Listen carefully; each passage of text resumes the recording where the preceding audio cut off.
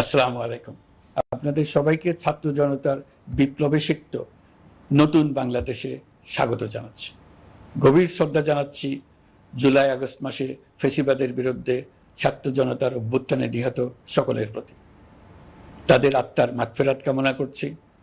তাদের আত্মত্যাগের বিনিময়ে নতুন বাংলাদেশ গড়ার শপথ নিয়ে আমি আপনাদের কাছে কিছু কথা বলতে চাই। শরণার্থীকালের ভয়াবহ বন্যায় যারা মৃত্যুবরণ করেছেন, যারা অসুস্থ হয়ে পড়েছেন বা যারা সর্বস্ব হারিয়েছেন, যারা দুঃসহ জীবন যাপন করছেন, তাদের স্মরণে রেখে আজকের কথাগুলো বলছি। বন্যা দুর্গতদের জীবন দ্রুত স্বাভাবিক করার জন্য যাবতীয় উদ্যোগ সরকারি বেসরকারি পর্যায়ে নেবার আয়োজন করেছি।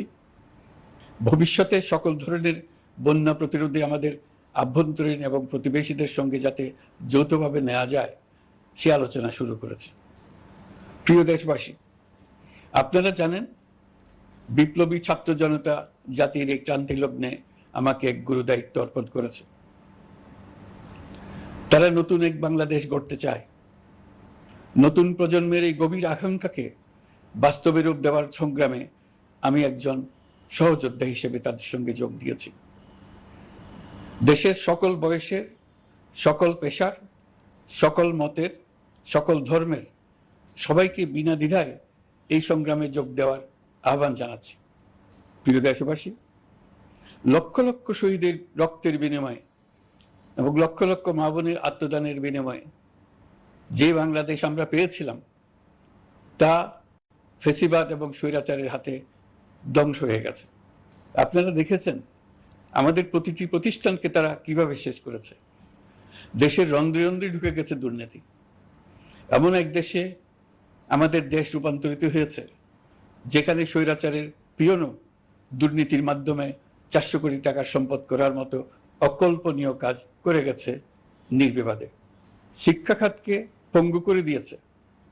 ব্যাংকিং ও শেয়ার বাজার খাতে লুটপাট, প্রকল্প ব্যয়ে বিশ্ব রেকর্ড, অবাধ সম্পদ পাচার, আইন শৃঙ্খলা রক্ষাকারী সংস্থাকে নিজ দলের পুতুলে রূপান্তর, বাক স্বাধীনতা হরণ, মানবাধিকার হরণ, এসবই হিমশৈলের অগ্রভাগ মাত্র।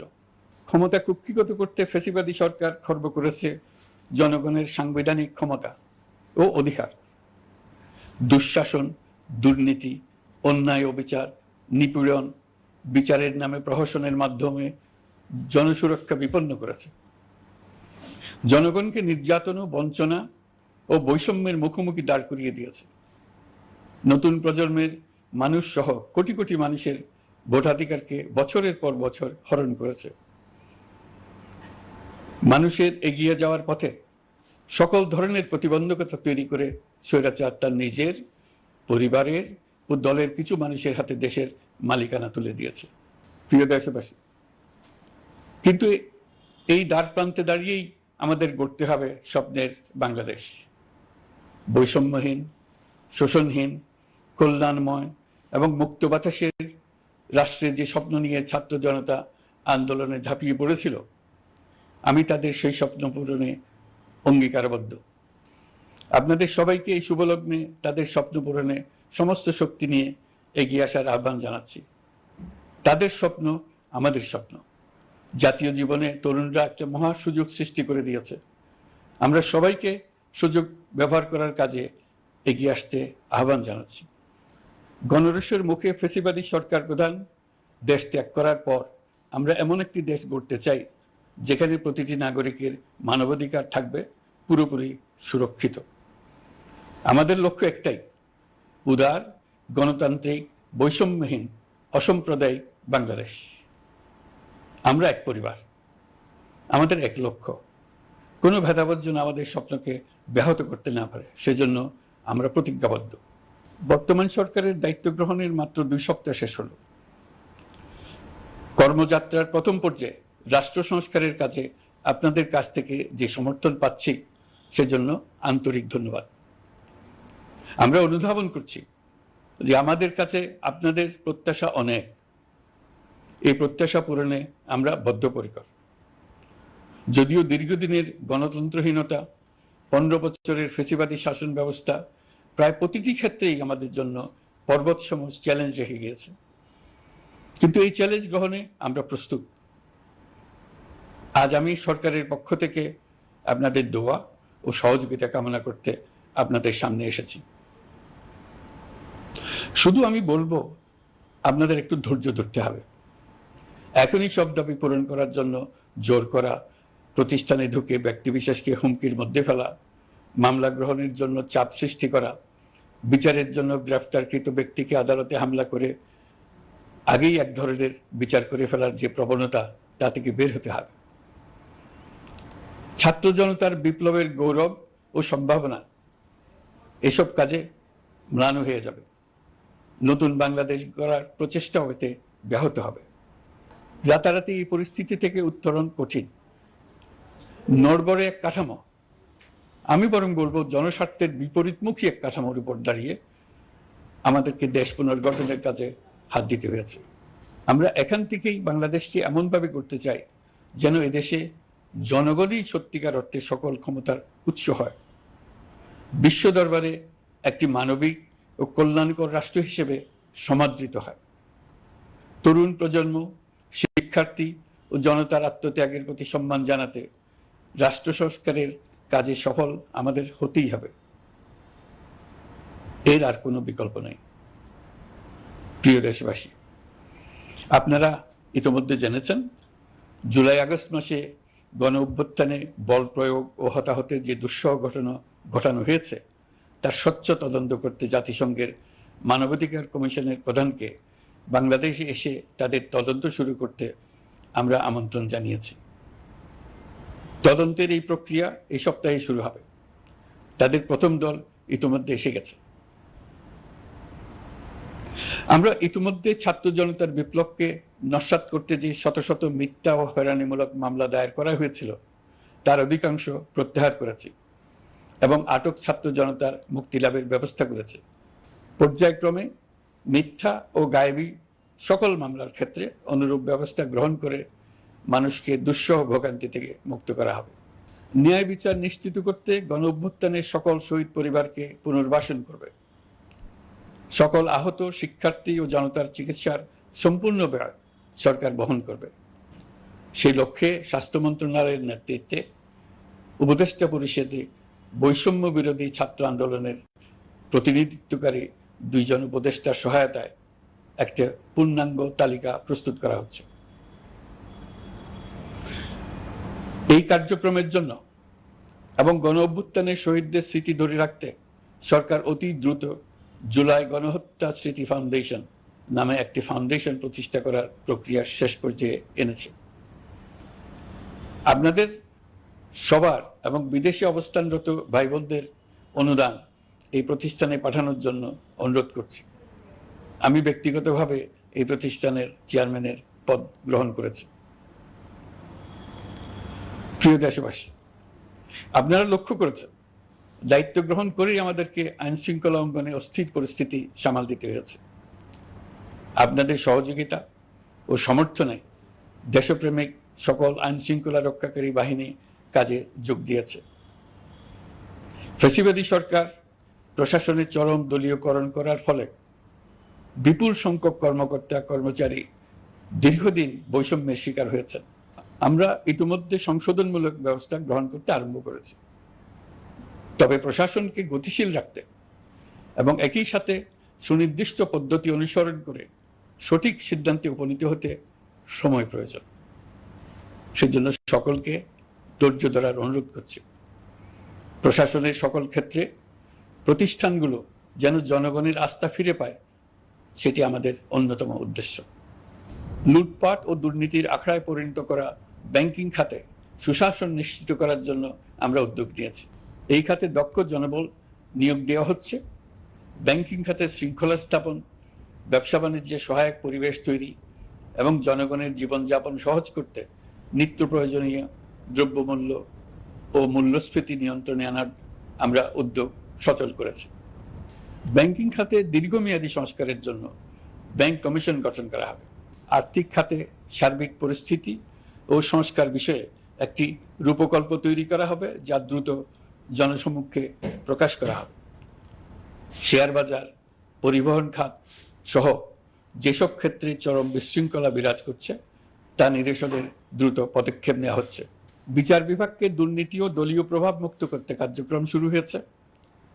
একটি সুনির্দিষ্ট প্রক্রিয়ার মধ্য দিয়ে বিচার বিভাগের স্বাধীনতা ও জবাবদিহিতা নিশ্চিত করার উদ্যোগ নেওয়া হয়েছে। ফ্যাসিবাদী সরকারের বিচার বহির্ভূত হত্যাকাণ্ড, গুম, খুন, অপহরণ এবং আয়নাঘরের মতো চরম ঘৃণ্য সকল অপকর্মের ন্যায় বিচার নিশ্চিত করা হবে। এসব অপকর্মের সঙ্গে জড়িত সকলের বিচার নিশ্চিত করা হবে। তালিকা প্রস্তুত করে মিথ্যা মামলা প্রত্যাহার করা হবে। দুর্নীতি ও সম্পদ পাচারের বিচার করা হবে। আইন শৃঙ্খলার ক্ষেত্রে জনমুখী ও দলীয় প্রভাবমুক্ত জবাবদিহিমূলক কাঠামো সৃষ্টির লক্ষ্যে পুলিশ কমিশন গঠন করা হবে। জাতিসংঘের তদন্ত প্রতিবেদন, দায়িত্বপ্রাপ্ত সকল সংস্থা ও জনগণের সাথে মত বিনিময়ের মাধ্যমে কমিশনের নেতৃত্বে প্রয়োজনীয় সংস্কার করা হবে। বাংলাদেশকে আর কোনোদিন কেউ যেন কোনো পুলিশি রাষ্ট্রে পরিণত করতে না পারে তার ব্যবস্থা করা হবে। তথ্যের অবাধ প্রবাহ ও গণমাধ্যমের স্বাধীনতা নিশ্চিত করা হবে। ফ্যাসিবাদী সরকার গণমাধ্যমের উপরও দলীয়করণ ও নির্যাতনের বোঝা চাপিয়েছিল। জনগণের তথ্যের অধিকার নিশ্চিত করতে আমরা প্রতিশ্রুতিবদ্ধ। তথ্যের প্রবাহে বিদ্যমান আইনি ও অন্যান্য বাধা অপসারণ করা হবে। মত প্রকাশের স্বাধীনতা বাধাগ্রস্ত করে এমন সব আইনের নিপীড়নমূলক ধারা সংশোধন করা হবে। ইতিমধ্যে এই ধরনের আইনগুলো চিহ্নিত করে এই প্রক্রিয়া শুরু করা হয়েছে। বিদেশি সংবাদকর্মীদের এদেশে আসার পর যে অলিখিত নিষেধাজ্ঞা ছিল, ইতিমধ্যে আমরা তা তুলে নিয়েছি। বিদেশি সাংবাদিকদের দ্রুত ভিসা দিতে সংশ্লিষ্ট কর্মকর্তাদের নির্দেশ দেওয়া হয়েছে। আমরা আশা করি পরিবর্তিত পরিস্থিতিতে গণমাধ্যম কর্মীরা নিরপেক্ষ সাংবাদিকতা চালিয়ে যাবেন। শিক্ষাক্ষেত্রে চরম নৈরাজ্য প্রতিষ্ঠিত করে গেছে বিগত সরকার। আমরা তার পূর্ণাঙ্গ সংস্কারের উদ্যোগ নেব। এটা আমাদের অন্যতম অগ্রাধিকার। আপনারা জানেন, দায়িত্ব গ্রহণের পর দ্রুততম সময়ের মধ্যে সকল শিক্ষা প্রতিষ্ঠান খুলে দেওয়া হয়েছে। শিক্ষার্থীদের জন্য সৃজনশীল, নিরাপদ ও ভীতিমুক্ত পরিবেশ নিশ্চিত করা আমাদের অঙ্গীকার। একই সাথে পাঠ্যক্রমকে যুগোপযোগী করার কাজও দ্রুত শুরু করা হবে। গণতন্ত্রকে সুসংহত করতে স্থানীয় সরকার প্রতিষ্ঠানগুলোকে শক্তিশালী করা হবে এবং ক্ষমতার বিকেন্দ্রীকরণ নিশ্চিত করা হবে। ছাত্র জনতার গণঅভ্যুত্থানকে সফল পরিণতি দিতে প্রশাসন, বিচার বিভাগ, নির্বাচন কমিশন ও নির্বাচনী ব্যবস্থা, আইন শৃঙ্খলা খাত এবং তথ্য প্রবাহে প্রয়োজনীয় সংস্কার সম্পূর্ণ করে অবাধ ও সুষ্ঠু অংশগ্রহণমূলক নির্বাচন আয়োজন করা হবে। এর লক্ষ্য হবে দুর্নীতি, লুটপাট, গণহত্যার বিরুদ্ধে একটি জবাবদিহিতামূলক রাজনৈতিক বন্দোবস্তের সূচনা। বর্তমান সরকার দুর্নীতির বিরুদ্ধে স্পষ্ট অবস্থান গ্রহণ করেছে। আমাদের সকল উপদেষ্টা দ্রুততম সময়ের মধ্যে তাদের সম্পদের বিবরণ প্রকাশ করবেন। পর্যায়ক্রমে এটা সকল সরকারি কর্মকর্তাদের ক্ষেত্রেও নিয়মিত এবং বাধ্যতামূলক করা হবে। রাষ্ট্রীয় পর্যায়ে দুর্নীতির বিরুদ্ধে ব্যবস্থা গ্রহণে সংবিধানের ৭৭ অনুচ্ছেদে প্রতিশ্রুত ন্যায়পাল নিয়োগে অধ্যাদেশ প্রণয়ন করা হবে। এবার কৃষি খাতের কথা একটু বলে। কৃষি নির্ভর বাংলাদেশে কৃষকের স্বার্থ যেন সুরক্ষিত থাকে, কৃষক যেন তার উৎপাদিত পণ্যের ন্যায্য মূল্য পায়, তা নিশ্চিত করা হবে। প্রবাসী শ্রমিকরা যেভাবে বৈষম্য বিরোধী ছাত্র জনতার আন্দোলনকে সমর্থন দিয়েছে, মুক্তিকামী জনগণ তা কৃতজ্ঞ চিত্তে স্মরণ করে। তাদের প্রতি সকল পর্যায়ে সম্মানজনক আচরণ নিশ্চিত করা হবে। বাংলাদেশের স্বাস্থ্য খাত অন্যতম দুর্নীতিগ্রস্ত খাত। জনগণের জন্য পর্যাপ্ত স্বাস্থ্যসেবা নিশ্চিত করার লক্ষ্যে স্বাস্থ্য খাতে প্রয়োজনীয় সংস্কার করা হবে। এই খাতে সংশ্লিষ্ট সকলকে জবাবদিহিতার আওতায় আনা হবে। হাসপাতালগুলোকে আধুনিকায়নের উদ্যোগ নেওয়া হবে এবং সেখানে সরকারি ডাক্তার সহ বিশেষজ্ঞদের নিয়মিত উপস্থিতি নিশ্চিত করা হবে। স্বাস্থ্যসেবা যাতে নির্দিষ্ট কিছু অঞ্চলে কেন্দ্রীভূত না থাকে, দেশের সব অঞ্চলের মানুষ সমান স্বাস্থ্যসেবা পায়, সে লক্ষ্যে প্রয়োজনীয় উদ্যোগ নিতে আমরা বদ্ধপরিকর। বর্তমান প্রজন্ম অনেক বেশি সচেতন।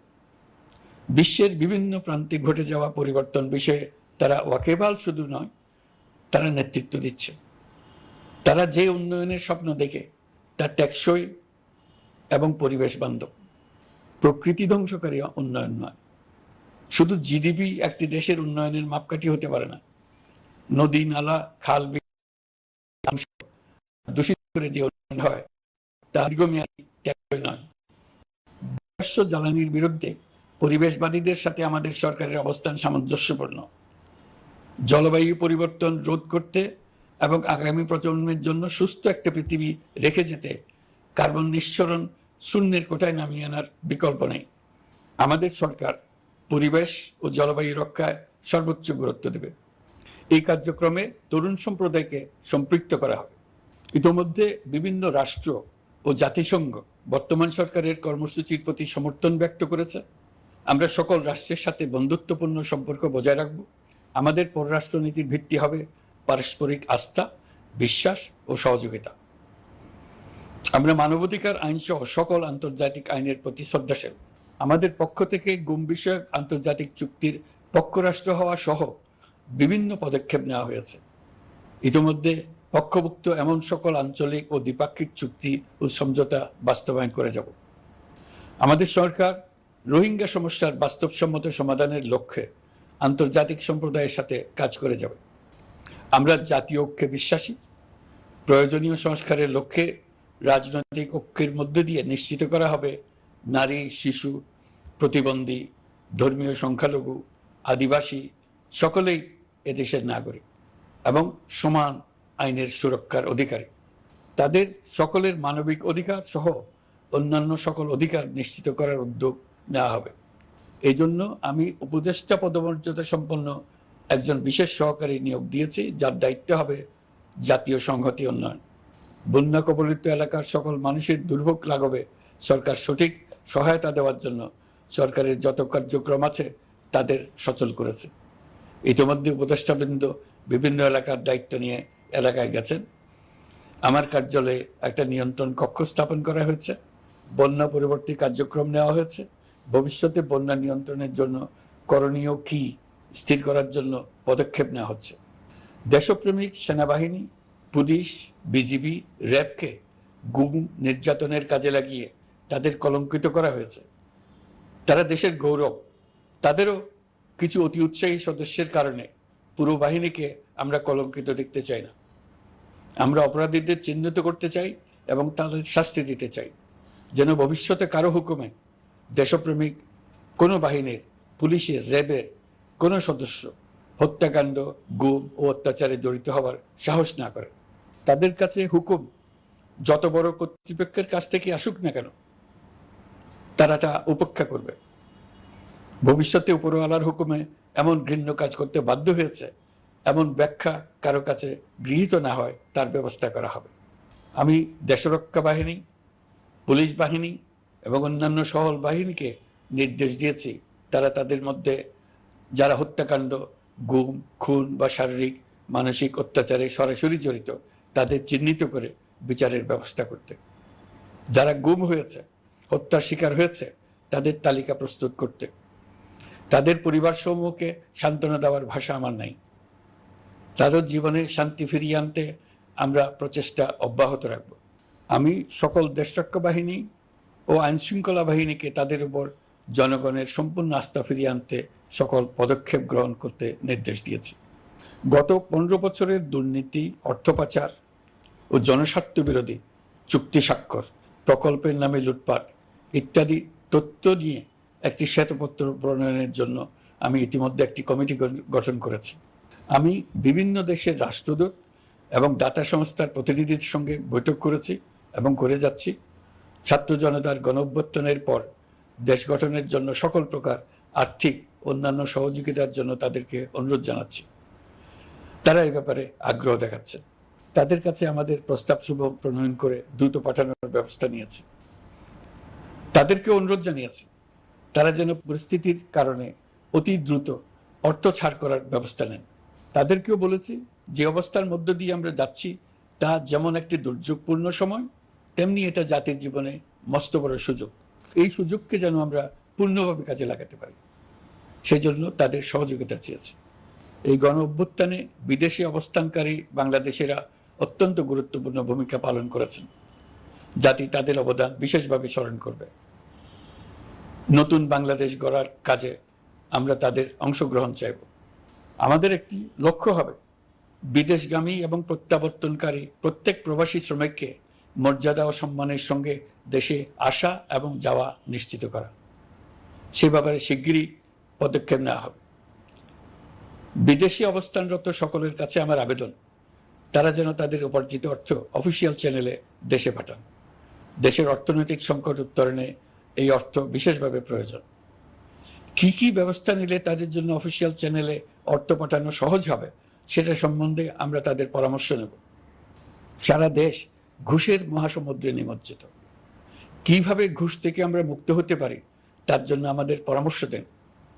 শুধু এই কাজটা নিয়ে অগ্রসর হতে পারলেই আমি মনে করি দেশের জন্য এই সরকার একটা গুরুত্বপূর্ণ অবদান রেখে গেছে বলে স্মরণীয় হয়ে থাকবে। আমি কথা দিচ্ছি, এই ব্যাপারে আমি আমার সর্বশক্তি নিয়োজিত করব। আমাদের দায়িত্ব দেশের সকল মানুষকে একটি পরিবারের বন্ধনে আবদ্ধ করা। পরিবারে মতভেদ থাকবে, বাকবিতণ্ডা হবে, কিন্তু আমরা ভাই বোন, আমরা বাবা মা, আমরা কেউ কারো শত্রু না। কাউকে তার মতের জন্য শত্রু মনে করব না, কাউকে ধর্মের কারণে শত্রু মনে করব না, কাউকে লিঙ্গের কারণে শত্রু মনে করব না। আমরা সবাই সমান, কেউ কারো উপরে, কেউ কারো নিচে না। এই ধারণা আমরা জাতীয় জীবনের সর্বক্ষেত্রে প্রতিষ্ঠিত করতে চাই। একটা বিশেষ ব্যাপারে আমরা আপনাদের সহযোগিতা চাচ্ছি। আমাদের দায়িত্ব গ্রহণের পর থেকে প্রতিদিন সচিবালয়ে, আমার অফিসের আশেপাশে, শহরের বিভিন্ন স্থানে সমাবেশ করা হচ্ছে। গত 16 বছরের অনেক দুঃখ কষ্ট আপনাদের জমা আছে, সেটা আমরা বুঝি। আমাদের যদি কাজ করতে না দেন তাহলে এই দুঃখ ঘোচানোর সকল পথ বন্ধ হয়ে যাবে। আপনাদের কাছে একান্ত অনুরোধ, আমাদের কাজ করতে দেন। আপনাদের যা চাওয়া তা লিখিতভাবে আমাদেরকে দিয়ে যান। আমরা আপনাদের বিপক্ষ দল নয়। আইনসঙ্গতভাবে যা কিছু করার আছে আমরা অবশ্যই তা করব, কিন্তু আমাদেরকে ঘেরাও করে এই গুরুত্বপূর্ণ দিনগুলোতে আমাদের কাজে বাধা দেবেন না। সবাই মিলে তাদের বোঝান তারা যেন এই সময়ে তাদের অভিযোগের প্রতি দৃষ্টি আকর্ষণের জন্য আমাদের দৈনন্দিন গুরুত্বপূর্ণ কাজে বাধা না দেন। একটা বিষয়ে সবাই জানতে আগ্রহী, কখন আমাদের সরকার বিদায় নেবে। এটার জবাব আপনাদের হাতে। কখন আপনারা আমাদেরকে বিদায় দেবেন?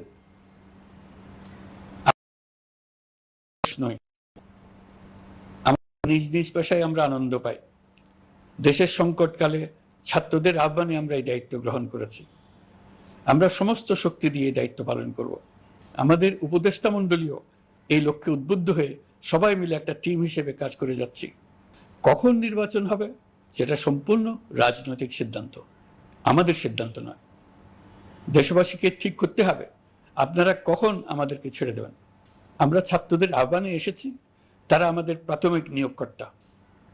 দেশের আপামর জনসাধারণ আমাদের নিয়োগ সমর্থন করেছে। আমরা ক্রমাগতভাবে সবাইকে বিষয়টি স্মরণ করিয়ে যাব, যাতে হঠাৎ করে এই প্রশ্ন উত্থাপিত না হয় আমরা কখন যাব। তারা যখনই বলবে আমরা চলে যাব। আমরা সংস্কারের অংশ হিসেবে নির্বাচন কমিশনকেও সংস্কার করব। কমিশনকে যে কোনো সময় আদর্শ নির্বাচনের জন্য প্রস্তুত রাখব। আমরা বিভিন্ন সংস্কারের কাজ শুরু করেছি। দেশবাসীকে অনুরোধ করব একটা আলোচনা শুরু করতে। আমরা সর্বনিম্ন কি কি কাজ সম্পূর্ণ করে যাব, কি কি কাজ মোটামুটি করে গেলে হবে। এই আলোচনার মাধ্যমে আমরা একটা দিক নির্দেশনা পেতে পারি। তবে চূড়ান্ত সিদ্ধান্ত রাজনৈতিক সিদ্ধান্ত, সেটা রাজনৈতিক আলোচনা থেকেই আসবে।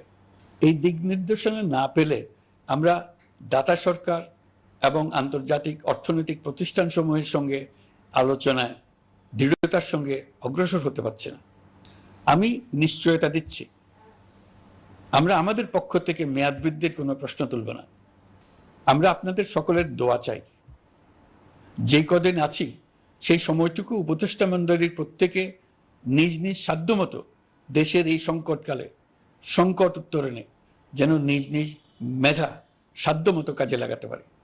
নতুন বাংলাদেশ গড়ার যে সুযোগ ছাত্র জনতার রক্তের বিনিময়ে আমরা অর্জন করলাম, আমরা আমাদের মতানৈক্যের কারণে সেটা যেন হাতছাড়া করে না ফেলে, এটা আমরা নিশ্চিত করতে চাই।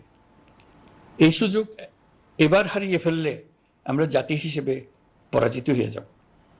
শহীদ, আহত এবং জীবিত ছাত্র জনতার কাছে আমরা প্রতিজ্ঞাবদ্ধ থাকতে চাই আমরা এই অর্জনকে কিছুতেই হারিয়ে যেতে দেব না। যে সুযোগ তারা আমাদেরকে দিয়েছে তার মাধ্যমে আমাদের দেশকে পৃথিবীর একটি শ্রদ্ধেয়, সকল দিকে দৃষ্টান্ত স্থাপনকারী দেশে পরিণত করতে আমরা শপথ নিয়েছি।